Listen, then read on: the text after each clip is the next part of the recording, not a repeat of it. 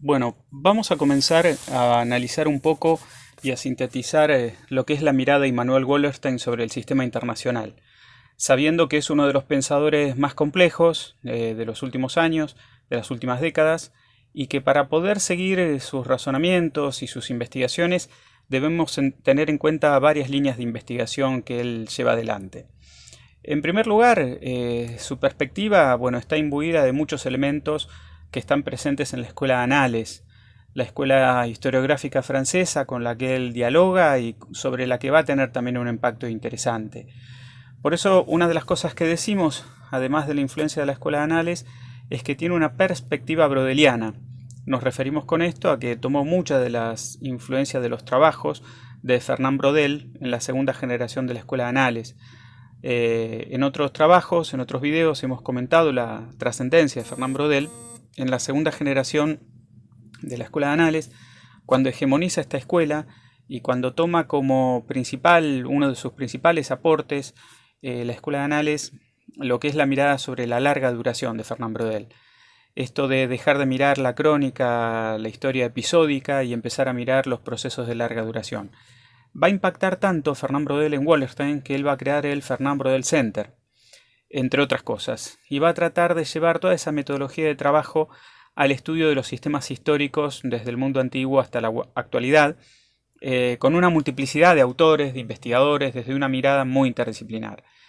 Como pueden ver en esta pequeña imagen, el tercer elemento son los elementos Foucaultianos, porque piensen ustedes que hacia fines de la década del 60, comienzo de los 70, Michel Foucault estaba en su apogeo, la influencia que él tenía sobre la sociología, la filosofía, la ciencia política era muy importante.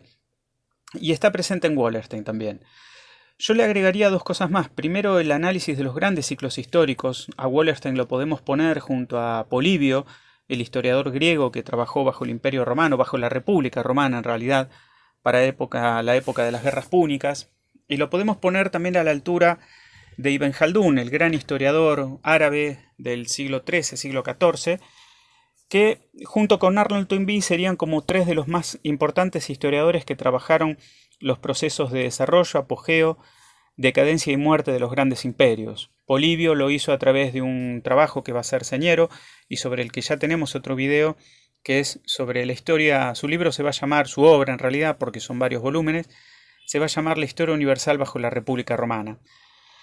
En el caso de Ibn Khaldún, los grandes prolegómenos a la historia universal, la famosa Al-Muqaddiná, que es una especie de fórmula para entender el proceso por el que pasa todo imperio que pretende una hegemonía en el sistema histórico.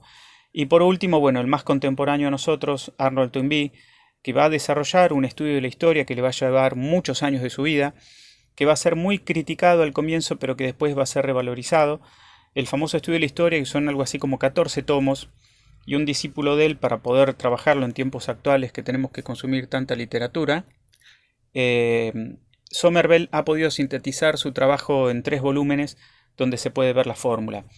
De alguna manera, Wallerstein estaría dentro de esta perspectiva de poder darnos herramientas a nosotros de lo que es una especie de fórmula matemática, quizás no tan precisa en términos matemáticos, pero sí una fórmula al menos geométrica de cómo interpretar el proceso de las decadencias de los grandes sistemas históricos.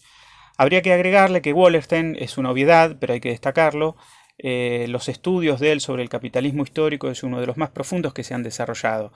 En la famosa teoría del sistema mundo lo que hace es observar el capitalismo desde su nacimiento hasta la actualidad. Y finalmente las coyunturas disciplinares que se dan en los ciclos históricos y sobre todo en los actuales ha llevado a Wallerstein a una línea de trabajo epistemológica muy pero muy importante. Así que bueno, pasemos brevemente a algunos elementos importantes sobre sus impactos. Bueno, toda esta teoría del sistema mundo de Wallerstein va a tener impactos disciplinares muy pero muy importantes. Por un lado van a ver que hay una gran línea de trabajo sobre la colonialidad del poder que muchos de sus colegas y también algunos discípulos como Aníbal Quijano, como Carlos Aguirre Rojas, lo van a continuar y lo van a seguir trabajando. Si uno va a las relaciones internacionales, por ejemplo, puede ver que hay una fuerte revisión de la Guerra Fría, porque los trabajos de Wallerstein miran desde otro lugar lo que es el proceso de bipolaridad entre la Unión Soviética y los Estados Unidos, y cuando muchos observan un proceso de hegemonía norteamericana, él por el contrario empieza a ver elementos de la decadencia. Por eso, como está en esta placa, en el tercer elemento hablamos de que hay una deconstrucción de los supuestos sociales disciplinares a partir de todo su trabajo.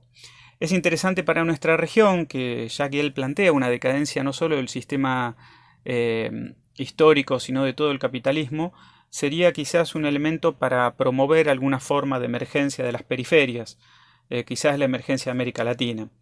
Lo que sí queda claro que él, por ejemplo, revaloriza y observa con mucho detenimiento la emergencia de los movimientos antisistémicos, a lo que le va a dedicar una serie de trabajos muy pero muy interesantes. Todo esto obviamente nos da cuenta de un cuadro, de una diagnosis donde el gran cambio social contemporáneo está presente, ¿no?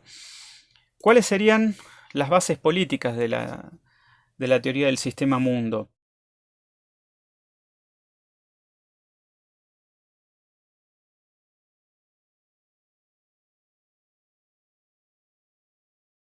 Eh, a ver, la estructura del sistema mundo capitalista está definido, primero hay diferentes zonas y es una de las primeras cosas que observamos cuando leemos su trabajo.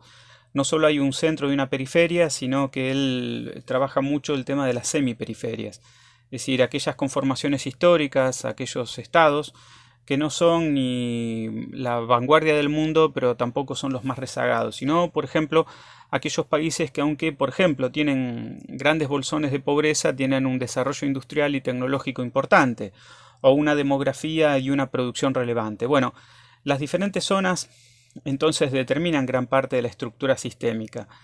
Por otro lado, los diferentes tipos de producción, es más que obvio, es lo que va a determinar el lugar y el rango de los actores del sistema mundo, los diferentes modos de control del trabajo y por supuesto los diferentes grados de fortalecimiento que va a tener el Estado. Como ustedes se pueden imaginar, el sistema mundo capitalista fue pasando por distintas manos hegemónicas. Comenzó por el Imperio Habsburgo, un Imperio Habsburgo que tenía una serie de características que Immanuel Wallerstein trabaja en sumo detalle, que no le permitieron mantener ese liderazgo sobre el sistema histórico.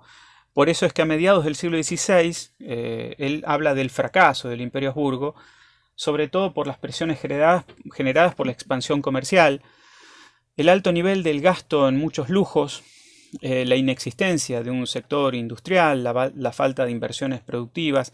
Hay autores que hablan, por ejemplo, de la hiperextensión estratégica que va a tener ese Imperio Habsburgo, la estructura inadecuada y demás. Por el contrario, lo que va a ocurrir es que Inglaterra va a tener una serie de características que la van a hacer mucho más solventable para liderar ese imperio. La relativa paz interna, el hecho de ser una isla, la carencia de un ejército regular que absorbe todo el excedente, una mejor burocracia, no solo no es mayor, sino que más eficiente, una gran legislación y destaca mucho Wallerstein la clase burguesa fuerte.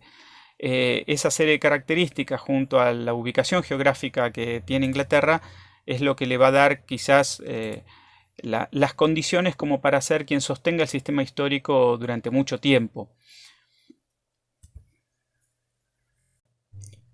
En gran medida lo que está planteando Wallerstein es que cada sistema histórico tiene una serie de estructuras culturales que son las que ayudan y colaboran al mantenimiento de la hegemonía. Y que por lo general las grandes coyunturas de cambio y social en la historia moderna siempre están acompañadas por transformaciones en la manera de entender el mundo y de pensar al propio hombre. Por eso hay un claro ejemplo que él trabaja en La incertidumbre del saber, en donde investiga cómo la Revolución Francesa, para fines del siglo XVIII, conjuntamente con la Declaración de Independencia de los Estados Unidos, exponen un cambio total, un giro fundamental en la manera de ubicar la relación del Estado con el individuo. Eso es lo que hay que interpretar como un cambio estructural, no solo la posición económica y la fortaleza militar, material, tangible de los estados, sino sobre todo la estructura que acompaña la forma de pensar al mundo y al hombre. Él ve también que el gran cambio estructural que vivió el sistema internacional entre fines del siglo XVIII y comienzos del siglo XIX, como decíamos, durante el proceso de la Revolución Francesa, la Declaración de Independencia de los Estados Unidos, Podríamos agregar también la primera revolución industrial y, por qué no, la revolución lectora de la que habla la Escuela de Anales en su cuarta generación. Ese cambio estructural es comparable al que se vive a partir de 1975 en adelante y dentro del cual todavía estaríamos inmersos.